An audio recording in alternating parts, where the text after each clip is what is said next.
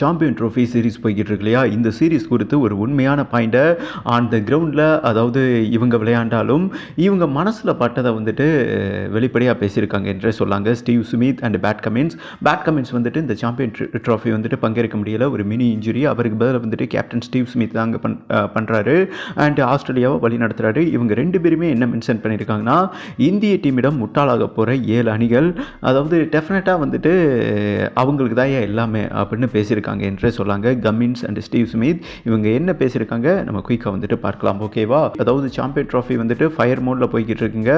மிகவும் எதிர்பார்க்கப்பட்ட சொந்த மண்ணில் விளையாடும் பாகிஸ்தான் வந்துட்டு முதல் அணியாக நாக் அவுட் ஆகியிருக்காங்க. முதல் சுற்று கூட தகுதி பெறலைங்க.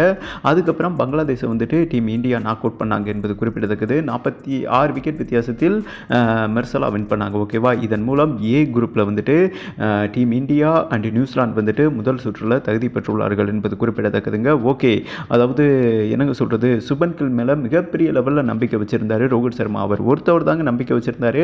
ஏன்னா ஹர்திக் பாண்டியா தான் வைஸ் கேப்டன், அவர் தான் மெயின் கேப்டனாகவும் இருந்தார். ஆனால் அவர்கிட்ட இருந்த வைஸ் கேப்டன் பதவியை பறித்து சுபன் கில் கிட்ட கொடுத்தாரு. இது மிகப்பெரிய விமர்சனம் எழுந்தது இந்த சாம்பியன் ட்ராஃபி ஆரம்பிக்கும் போது. ஆனால் ரோஹித் சர்மா கொடுத்ததை அவர் வேறு லெவலில் சாட்டிஸ்ஃபைடு பண்ணியிருக்காரு என்றே சொல்லாங்க. நேற்று அவர் சதம் அடித்து மேட்ச் முடிஞ்ச பிறகு அந்த பவுலியன் வருவாங்க இல்லையா, ட்ரெஸ்ஸிங் ரூம் வருவாங்க இல்லையா, அப்போ ஆன் த கிரவுண்டில் அப்படி கேப்பை கழட்டி நம்ம ரோஹித் சர்மா அவருக்கு மரியாதை கொடுத்துருப்பாரு. எந்த ஒரு கேப்டனுமே பண்ண மாட்டாங்க.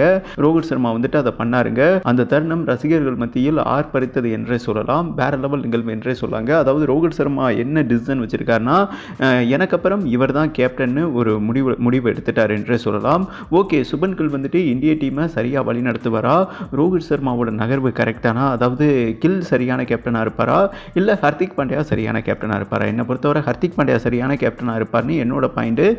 உங்களோட கருத்தையும் நீங்கள் பதிவு பண்ணலாம். ஓகே, இந்த சூழலில் தாங்க, அதாவது இந்திய டீம் இருக்கிற ஃபார்முக்கும் இப்போ இருக்கிற எக்ஸ்பீரியன்ஸுக்கும் இவங்களை மீறி எந்த அணியாலும் இந்த சாம்பியன் ட்ராஃபியை அவங்ககிட்ட இருந்து பறிச்சுட்டு போயிட முடியாது.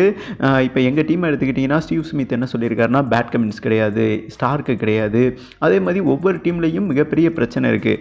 இந்த அளவுக்கு எக்ஸ்பீரியன்ஸ் பிளேயர் எந்த டீம்லேயுமே இல்லை. அதாவது ஒரு சிறந்த கேப்டன் விளையாண்டாலே ஒரு அணியில் வின் பண்ணுவது மிகப்பெரிய கடினம். தோனி மாதிரி, ரோஹித் சர்மா மாதிரி.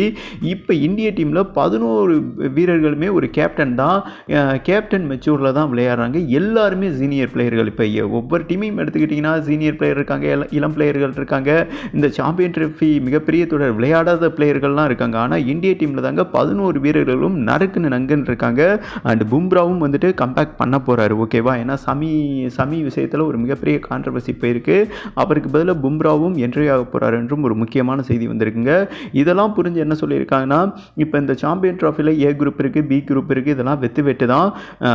7 டீமுகள் போராடி வந்தாலும் செமிஃபைனல், ஃபைனல் வந்து அங்கே இந்திய டீமை வந்துட்டு ஜெயிக்க முடியாது. இந்த சாம்பியன் ட்ராஃபி நடக்கிறதே வேஸ்ட்டு தான். எண்ட் ஆஃப் த ரிசல்ட் அந்த சாம்பியன் ட்ராஃபியை அடிக்க போகிறது டீம் இந்தியா தான். இதை 100% ஒரு பேப்பரில் கூட எழுதி வச்சிடலாம் என்றும் ஸ்டீவ் ஸ்மித்தும் சரி அண்ட் பேட் கமின்ஸும் சரி அவங்களோட பதிவு வந்துட்டு வெளிப்படையாக சொல்லியிருக்காங்க. இவங்க சொன்னது ட்ரூவாகுமா? உங்களோட கருத்தை போட்டு விடுங்கன்னு சொல்லிட்டு வீடியோவை கம்ப்ளீட் பண்ணுறேங்க. இன்றைக்கி பி குரூப்பில் ஃபைட் பண்ணிக்கிட்டு இருக்காங்க ஆப்கான் அண்டு சவுத் ஆஃப்ரிக்கா. இந்த மேட்ச்சில் வந்துட்டு யார் வின் பண்ண நினைக்கிறீங்க, ஆப்கானா அண்டு சவுத் ஆஃப்ரிக்காவா? உங்களோட கருத்தை போட்டு விடுங்கன்னு சொல்லிட்டு வீடியோவை கம்ப்ளீட் பண்ணுறேங்க.